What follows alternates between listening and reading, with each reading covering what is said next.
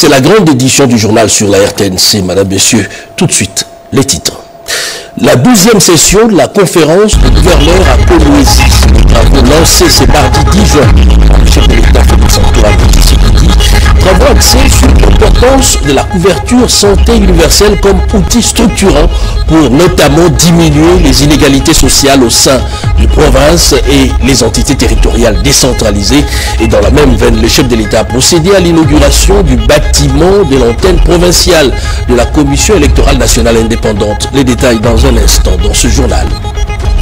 Le sort de la veuve après le décès de l'époux, souvent dépourvu de tout par la belle famille. Mélodrame, psychodrame, la veuve a-t-elle droit à une succession légale? La députée nationale Mariquette Moutinga a déposé une proposition de loi pour renforcer l'arsenal juridique existant. Le contenu de ces documents qui vont au secours de la veuve dans les développements de ce journal.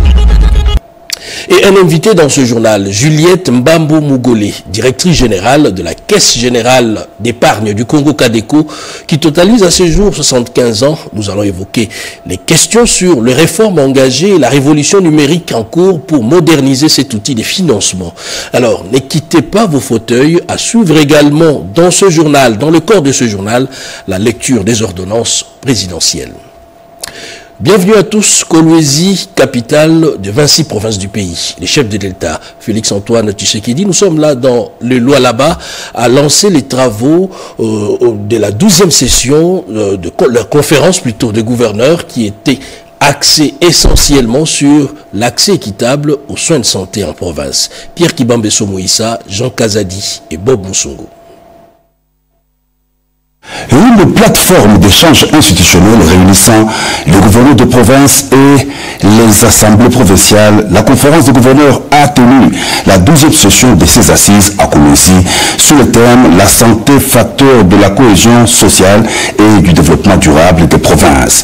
La cérémonie d'ouverture des travaux a été rehaussée de la présence du président de la République Félix Antoine Tshisekedi Tshilombo, président de la conférence des gouverneurs de province, dans une de somptueuses salles du village des congrès de Kolwezi où l'on a noté la présence de la Première ministre Judith Suminwa, des vice-premiers ministres et ministres du gouvernement central ainsi que des gouverneurs et présidents des assemblées des 26 provinces de la RDC. Souhaitant la bienvenue à la grande assistance, la gouverneure du Lualaba, Fifi Masuka Saini, s'est déclarée très honorée par l'organisation de la 12e session de la conférence des gouverneurs dans sa juridiction.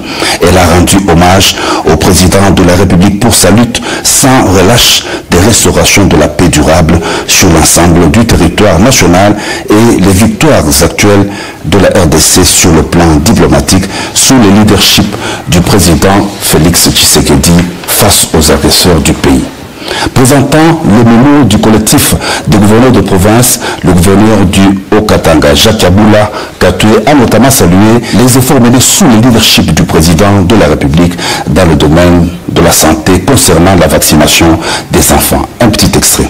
Les gouverneurs de province vous félicitent pour toutes les victoires remportées sur divers fronts, notamment devant le Conseil des droits de l'homme et le Conseil de sécurité des Nations Unies pour les avancées significatives observées dans la recherche des solutions face à la guerre injuste imposée à notre pays et pour la réunification du territoire national.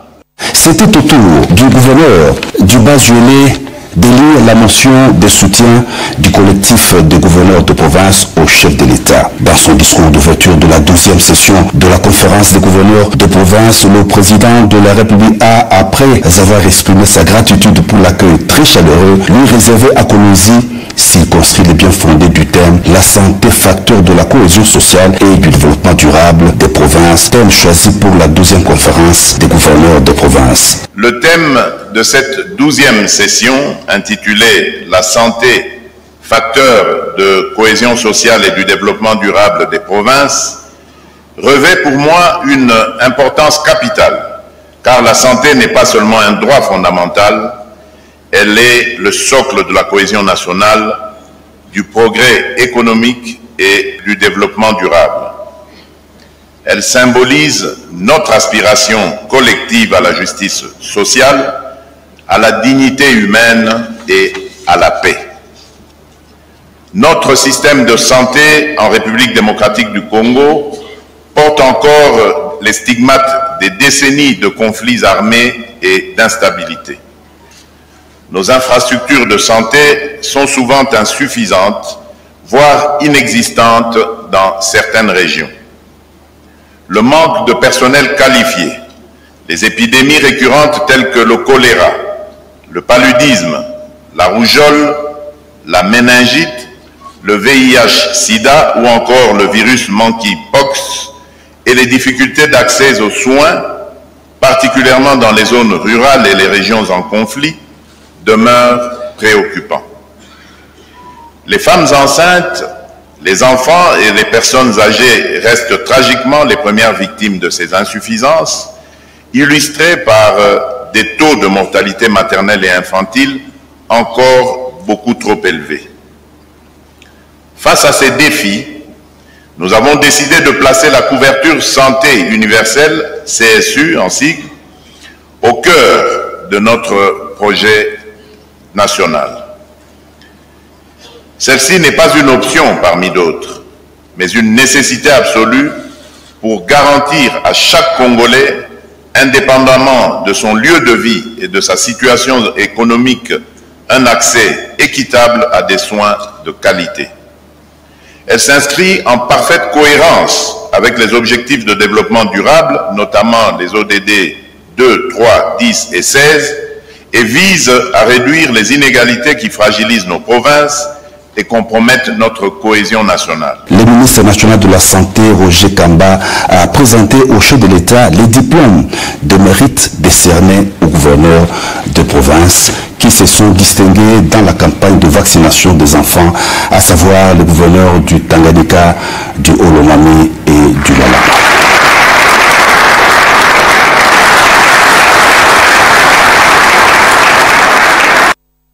Et à l'issue de cette première journée, quelques participants se sont exprimés au micro de nos reporters. Suivez. Les gouverneurs de province ont apporté tout leur soutien à travers une motion de soutien au président de la République, chef de l'État, pour les efforts combien louables qu'il ne cesse de déployer, notamment dans la diplomatie, pour la restauration de la paix et l'intégrité territoriale de notre pays. Le président certains va apprendre les défis de la santé dans notre pays et à fournir des conséquents pour qu'on arrive effectivement à vivre les effets de l'entreprise santé. Les critères ont été donnés qui ont fait que les trois provinces soient retenues.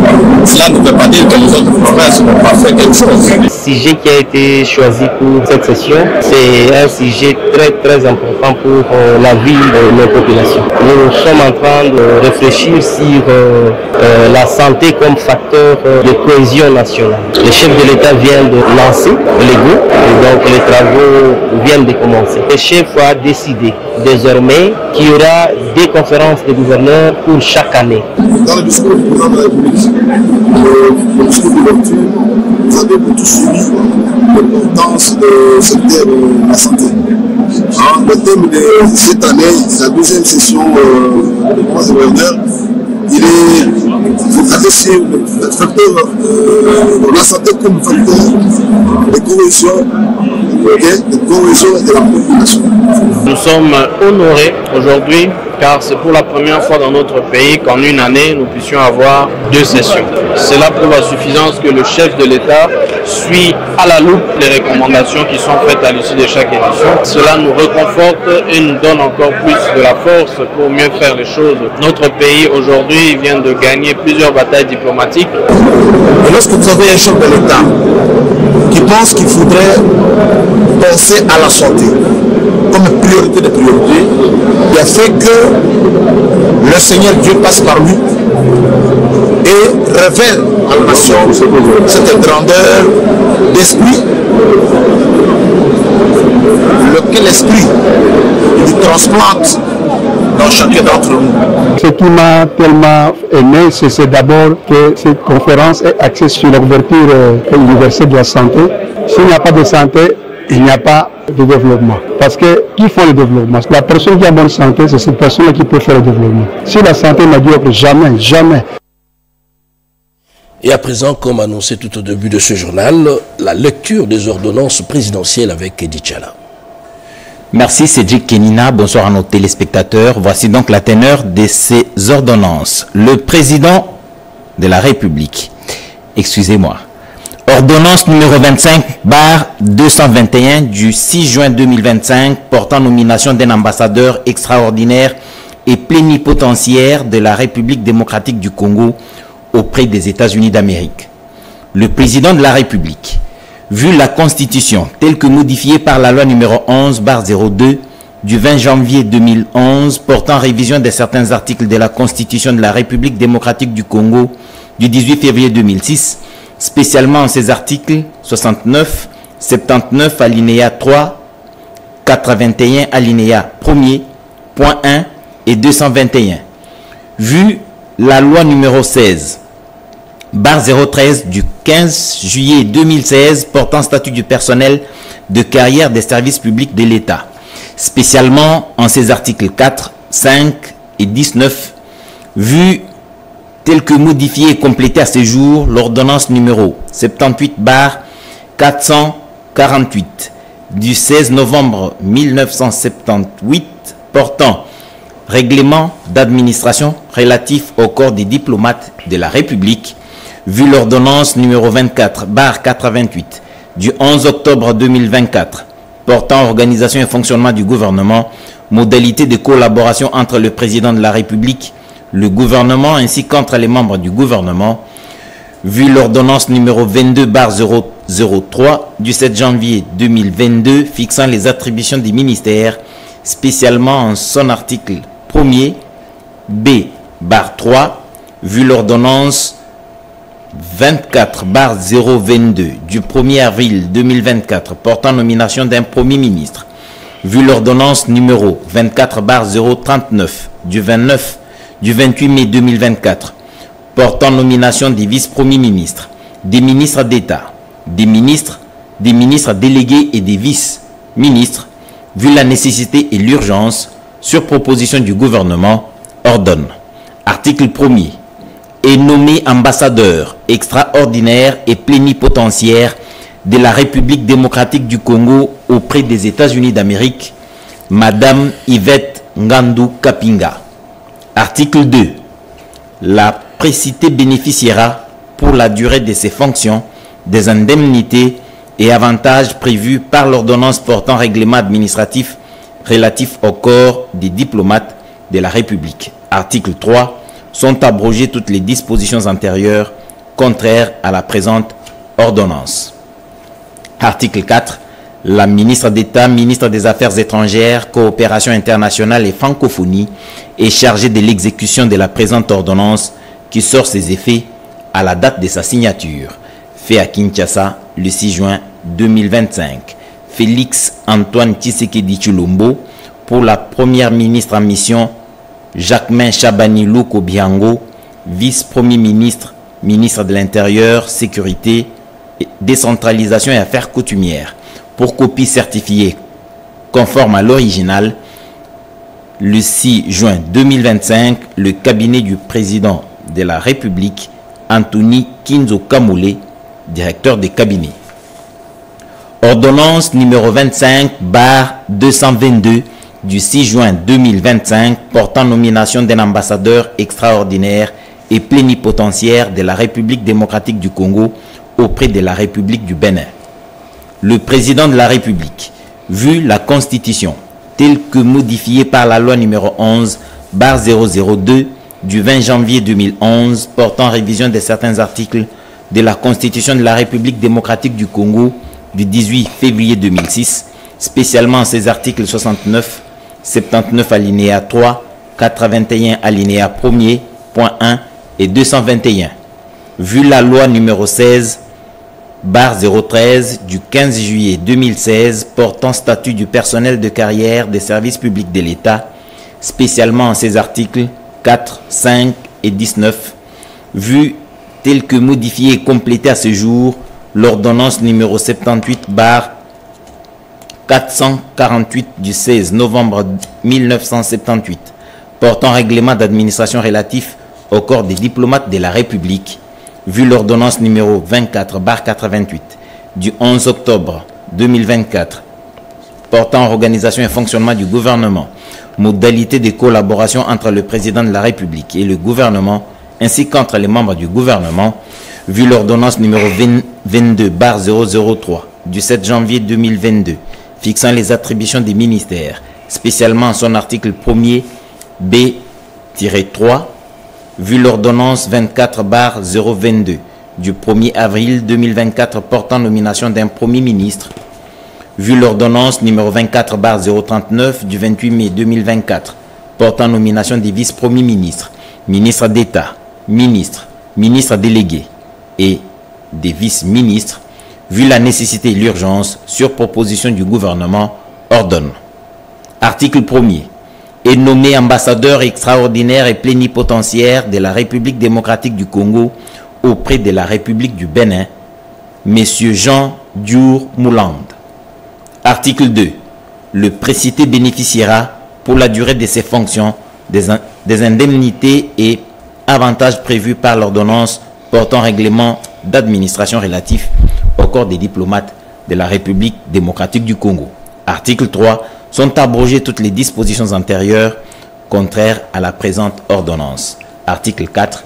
La ministre d'État, ministre des Affaires étrangères, coopération internationale et francophonie est chargée de l'exécution de la présente ordonnance qui sort ses effets à la date de sa signature faite à Kinshasa le 6 juin 2025. Félix Antoine Tshisekedi Tshilombo pour la première ministre en mission, Jacquemain Chabani-Louko Bihango, vice-premier ministre, ministre de l'Intérieur, Sécurité, Décentralisation et Affaires coutumières, pour copie certifiée conforme à l'original, le 6 juin 2025, le cabinet du président de la République, Anthony Kinzo Kamoulé, directeur de cabinet. Eddie Tchala, merci beaucoup pour cette lecture. Retour dans la province du Lualaba. Une clinique moderne au cœur de la ville de Kolwezi sera inaugurée en principe demain, mercredi, par le chef de l'État Félix Antoine Tshisekedi. L'heure, pour l'instant, est au dernier réglage. Les ministres de la Santé et la gouverneure Fifi Masuka se sont rendus sur place. Robert Ndaï. À quelques heures de l'inauguration de la clinique moderne du Lualaba, la gouverneure Fifi Masuka et le ministre de la Santé publique, Dr Samuel Roger Kamba, ont effectué ce mardi 10 juin 2025 une visite pour évaluer les préparatifs et les derniers réglages avant le grand jour ce mercredi. La ministre provinciale de la Santé a expliqué dans le détail les services qui seront offerts à la population de la province du Lualaba. Les unités de soins intensifs, salles d'accouchement, blocs opératoires. Nous allons inaugurer cet hôpital, nous allons inaugurer aussi l'administration. Nous y allons avec les choses telles que le président le veut. Le renforcement de l'autorité de l'État. Les équipements modernes de dernière génération ont été présentés. Cet hôpital est équipé avec des matériels modernes et les technologies de pointe pour offrir des soins de qualité à la population. Dr Samuel Roger Kamba, qui tient au détail, a donné des instructions claires et précises. Voilà, la province a fait de gros efforts, a mis à disposition un outil de qualité. Il faudra que cet outil soit entretenu. Mais ce que aussi je peux faire comme recommandation à tout le monde, quel que soit le niveau, c'est de continuer la formation. Pour les médecins, c'est continuer à se mettre à jour au niveau des capacités et des nouvelles technologies. L'initiative du ministre de la Santé publique, Dr Samuel Roger Kamba, est remarquable en invitant des médecins de la diaspora pour réaliser des opérations gratuites dans divers hôpitaux du pays. Les patients remercient le ministre de la Santé publique, Dr Samuel Roger Kamba, et la gouverneure Fifi Masuka Saini, qui traduit en acte la vision du président de la République, Félix Antoine Tshisekedi Tshilombo. Les opérations gratuites menées par les médecins de la diaspora sous la supervision du ministre de la Santé publique est un bel exemple inspirant de la solidarité. Les droits des personnes handicapées. Les sujets étaient au cœur de débats à la 18e session de la Convention des Nations Unies sur le droit justement de personnes avec handicap. C'était à New York aux États-Unis, session à laquelle a pris part la ministre déléguée en charge des personnes vivant avec handicap, Irène Sambo. C'est un commentaire signé. La voix de la République démocratique du Congo s'est fait entendre à la tribune des Nations Unies à la faveur de la 18e session des États parties de la Convention relative aux droits des personnes handicapées. La ministre en charge de ces personnes vivant avec handicap, Madame Irène Sambo, a mis un accent particulier sur la politique nationale mise en place par le chef de l'État, Félix Antoine Tshisekedi Tshilombo. Le pays a mis en place une administration dans toutes les provinces et a recruté plus de 2000 personnes avec handicap dans la fonction publique. Aujourd'hui, plusieurs personnes avec handicap occupent des postes élevés au sein de la fonction publique. Le pays s'est doté d'une politique nationale de protection et de promotion des droits des personnes avec handicap. La RDC tient un accent particulier dans l'application de la résolution 2475 pour lutter contre les personnes devenues handicapées de guerre suite à la mort de la guerre qui nous a frappé depuis des décennies. À cet effet, la RDC plaide pour la paix dans le monde et pour plus de financement par les partenaires bi- et multilatéraux dans le secteur du handicap. Je vous remercie. Après les discours des politiques générales, la conférence sera repartie en 3 tables rondes sur les droits des personnes autochtones handicapées, l'apport de l'intelligence artificielle et l'autonomie des personnes handicapées. Les élus du Nord Ubangi saluent les avancées enregistrées dans le réforme au sein de l'administration publique. Le vice-premier ministre, ministre de la fonction publique, Jean-Pierre Liaou, a présenté les tableaux de ces changements de paradigme dans son secteur. On fait le point avec Nadine Kilocho et Moké Maluma. Fidèle à son devoir de redevabilité, le vice-premier ministre, ministre en charge de la fonction publique, Jean-Pierre Liaou, poursuit ses échanges avec les députés nationaux sur l'état d'avancement de la réforme de la fonction publique conformément aux objectifs qui lui étaient assignés par le chef de l'État, Félix-Antoine Tshisekedi Tshilombo. Ce lundi 9 juin 2025, le vice-premier ministre a reçu les députés nationaux du Nord Ubangi à qui il a présenté le tableau synoptique des avancées déjà réalisées pour le redressement de la fonction publique. Très impressionnés par les résultats produits, les élus du Nord Ubangi ont promis d'accompagner la réforme de la fonction publique. La fonction publique a été longtemps un service malade dans ce pays et on est en train de redresser les choses. Les choses se font étape par étape, c'est un processus, mais avec les assurances que le vice-premier ministre, ministre de la fonction publique nous a faites, on peut espérer que dans les tout prochains jours, ils verront déjà le changement et nous serons là pour l'accompagner dans l'exercice de ses fonctions et que pour que les réformes voulues par son Excellence, Monsieur le Président de la République, puissent vraiment avoir du répondant et que la satisfaction soit aux côtés de la population congolaise. Cette rencontre a permis aux élus du Nord Ubangi de présenter les soucis des fonctionnaires de leur province au vice-premier ministre en vue des solutions idoines. Nous sommes sortis soulagés justement parce que le ministre a été très objectif avec des fermes promesses d'aider la province du Nord Ubangi. Dans les prochains jours, le vice-premier ministre Jean-Pierre Liaou se rendra au Nord Ubangi pour poursuivre l'identification biométrique des agents. Le ministre de l'intégration régionale revient du sommet de la CEAC à Malabo en Guinée équatoriale. Didier Manzenga, devant la presse, a fait la restitution de ses travaux. Willy Atunakov. Au cours de ces échanges fructueux sur la restitution des travaux préparatoires de la 26e conférence des chefs d'État et de gouvernement de la CEAC et les orientations de la tutelle pour le bon fonctionnement de l'administration publique de l'intégration régionale, ambassadeur Donatien Songu Kayumba et tous les directeurs centraux ont, de prime abord, félicité vivement le gouvernement de la République démocratique du Congo à travers le ministère de tutelle pour les exploits diplomatiques de la RDC sous les leadership éclairé du chef de l'État qui a bloqué les Rwandais à la présidence tournante en exercice de la CAC à Malabo en Guinée équatoriale. Ils ont par ailleurs salué l'élection de la République démocratique du Congo en qualité de membre non permanent au Conseil de sécurité de l'ONU grâce, entre autres, selon eux, au travail commun des titans de longue haleine abattus par le ministère des Affaires étrangères en synergie avec le ministère de l'intégration régionale, des diplomates accrédités et autres experts et héros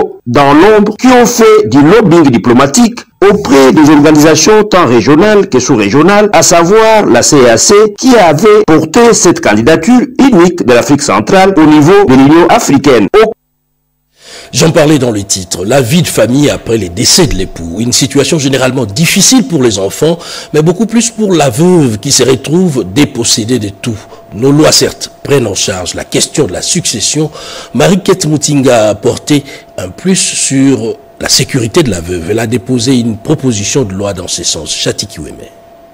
La députée nationale élue de la Tchangou, l'honorable Marie-Kiet Mutsinga, a déposé ce lundi 9 juin 2025 à l'Assemblée nationale une proposition relative à la protection renforcée des droits de la veuve en République démocratique du Congo. Cette loi a été modifiée et complétée par la loi numéro 16/008 en 2016. Dans son exposé des motifs, Mutsinga Kiet-Marie affirme que, malgré des avancées juridiques sur le plan de la législation nationale et sur le plan des instruments juridiques internationaux, la veuve reste vulnérable et victime des violences de ses droits de manière récurrente lors du décès de son conjoint, ce qui entraîne souvent pour elle des souffrances supplémentaires à la suite des pratiques coutumières rétrogrades à la loi. L'élu de la Tchangou s'exprime. Ici chez nous, la femme est victime. Elle est victime parce que lorsqu'elle perd son mari, elle se voit chassée du toit conjugal. Elle se retrouve dehors, sans aide, sans moyens financiers. C'est ainsi que nous avons pensé légiférer dans ce sens pour permettre aux femmes veuves de pouvoir retrouver leur dignité et surtout de pouvoir jouir des droits d'usufruit tels que prévus à l'article 785 du Code de la famille. Signalons que l'honorable Marie-Kiet Mutsinga a été accompagnée de plusieurs cadres de son parti PDG, parti cher à Modeste Mutsinga Mutuchai. Et toujours à la Chambre basse, le ministre de l'Industrie, Louis Watoum, était de nouveau devant les élus de la Commission permanente aménagement du territoire. Il a éclairé les élus sur les réformes en cours. Images et commentaires. Ce mardi 10 juin 2025, le ministre de l'Industrie et du Développement de petites et moyennes entreprises, Louis Watoum Kabomba, a une fois de plus répondu aux préoccupations des députés de la Commission permanente Aménagement du territoire, Infrastructures et Nouvelles Technologies de l'information et de la communication, une seconde audition dans un climat de dialogue constructif entre pouvoir exécutif et législatif. Document à l'appui, le ministre a passé en revue une série d'actions concrètes menées sur le terrain. Plus de 1300 jeunes entrepreneurs déjà formés et en voie de financement via l'ANADEC, des programmes spécifiques pour les femmes entrepreneurs, une tournée nationale dont les universités a permis de promouvoir la culture entrepreneuriale et d'impliquer les structures d'accompagnement du ministère. Les programmes Bayanda au Kasaï soutient les transporteurs de braise et agriculteurs locaux et un projet de 20 fermes pilotes est en préparation pour encadrer les agriculteurs avec de bonnes pratiques agricoles. J'en parlais hier, le monde des affaires du Maroc se donne rendez-vous à Kinshasa. Il s'agit de la Chambre de commerce, de l'industrie et des services de la région de Rabat-Salé-Kenitra qui s'installe en RDC dans le cadre d'un partage d'expériences. Sandra Nyangui. L'un est congolais, l'autre est marocain, mais ils ont tous le même idéal. Jean-Robert Issifwa Bokoumbe et Yassir Sabar, respectivement président de la Chambre du commerce, d'industrie et de services de la RDC et vice-président de la Chambre du commerce, d'industrie et de services de la région Rabat-Salé-Kenitra au Maroc. Ils ont tous apposé leur signature au bas de la convention de renforcement de coopération entre les deux chambres, ce en marge de la mission économique marocaine à Kinshasa. Un forum qui a permis aux hommes d'affaires marocains, membres de cette chambre, de dénicher en RDC les secteurs porteurs de richesse. Pour le président Jean-Robert Issifwa Bokoumbe de la CCIS RDC, la présence à Kinshasa de la CCIS Maroc est un rêve qui se réalise car cela va permettre aux commerçants de la RDC d'évoluer à l'international. Le président de la République a plusieurs fois parlé du développement des relations sud-sud. Nous entrons dans cet élan avec le Maroc. Nous voulons faire des business. Présent à ce forum, Fiston Lukwebo, ministre provincial du partenariat public-privé PME, a adressé le besoin en partenariat de la ville de Kinshasa. La ville de Kinshasa, en tant que miroir du pays, ne peut que s'en réjouir parce que des opportunités pareilles, c'est des opportunités à mordre.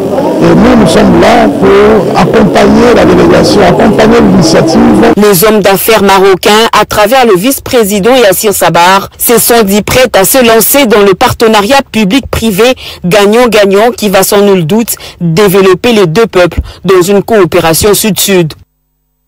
L'université de Lubumbashi s'apprête à souffler sur ses 70 bougies. Le recteur de cet alma mater a échangé avec une délégation belge sur le préparatif de ces grands événements. Images et commentaires.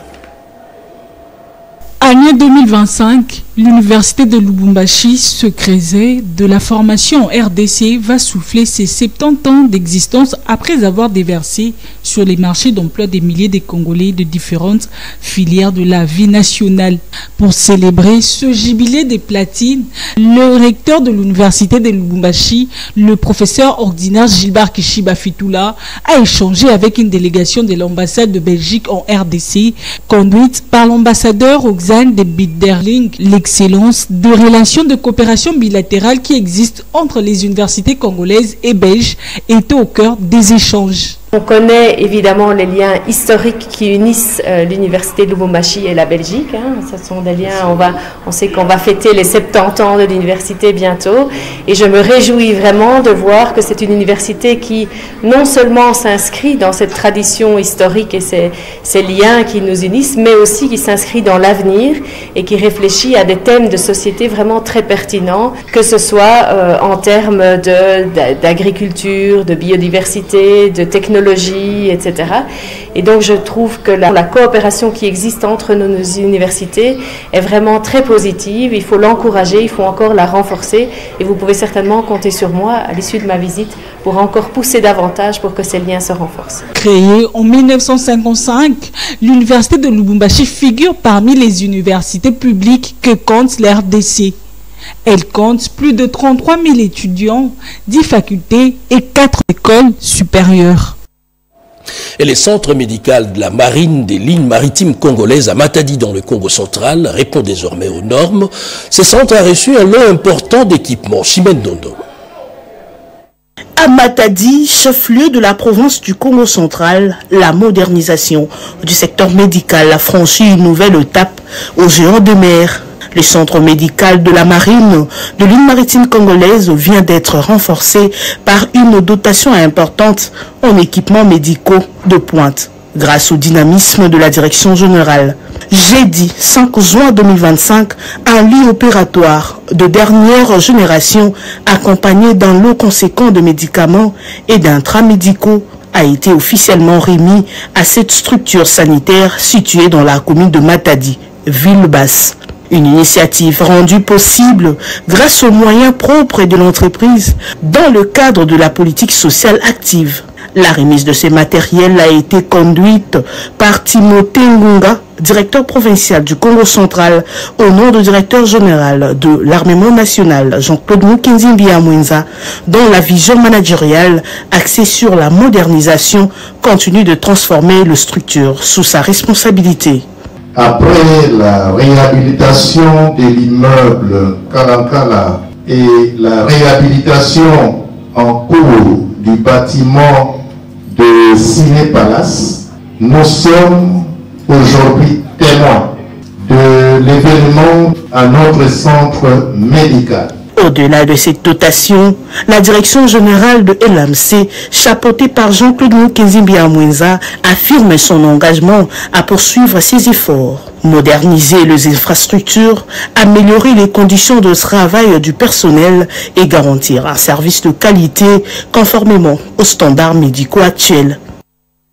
C'est l'invité de ce journal, Madame Juliette Mbambou Mougolé, qui est directrice générale de la CADECO. Et la CADECO, c'est la Caisse générale d'épargne du Congo qui totalise à ce jour 75 ans. Bonsoir, Madame. Bonsoir. 75 ans, c'est l'âge mature. La grande question, qu'est-ce qui a été fait? Qu'est-ce qui reste à faire au sein de la Caisse générale d'épargne du Congo? La Caisse d'épargne du Congo, Rwanda et Burundi, elle a été à la base de plusieurs actions congolaises. La première que je peux citer ici, c'est que ce sont les recettes de la CADECO qui ont construit le boulevard du 30 juin, les maisons Onel, Bandal, Lemba, le capital social de l'ONATRA, qui était Vici-Congo à l'époque, est parti des recettes de la CADECO. Les avions de Air Congo, qui est devenu LAC aujourd'hui, sont partis des recettes de la CADECO. Plusieurs autres actions ont été effectuées par le gouvernement de l'époque,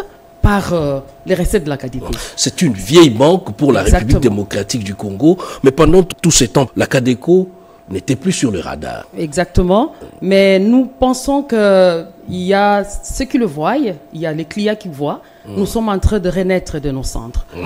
La CADECO est en train de renaître de ses centres et elle est en train de remonter sur le surface par d'abord son informatisation qui est la priorité des priorités. La CADECO est en train de relancer son réseau immobilier, donc la rénovation de tous ces réseaux immobiliers qui est énorme, répandu sur toute l'étendue de la République. Elle est en même temps en train de travailler sur la bonne gouvernance. Qu'est-ce qui reste à faire concrètement pour que la CADECO redevienne compétitive au même titre que les autres banques privées ou commerciales? Ce qui reste, la première des choses, nous le demandons souvent au gouvernement, c'est la récapitalisation. Donc le retour dans la chambre des compensations de la CADECO sera un grand pas pour sa relance. La deuxième des choses, c'est d'accepter une informatisation totale et que le gouvernement puisse prendre cet aspect en charge. Parce que ce que nous faisons actuellement comme informatisation, nous le faisons sur fonds propres et ça ne suffit pas encore, mais nous sommes en train déjà de nous lancer sur l'informatisation. L'avant-dernière question, est-ce que la CADECO est à mesure, à l'heure actuelle, de financer des projets de développement? C'est possible. C'est même ça notre but principal, c'est de promouvoir l'épargne et d'octroyer les crédits aux clients.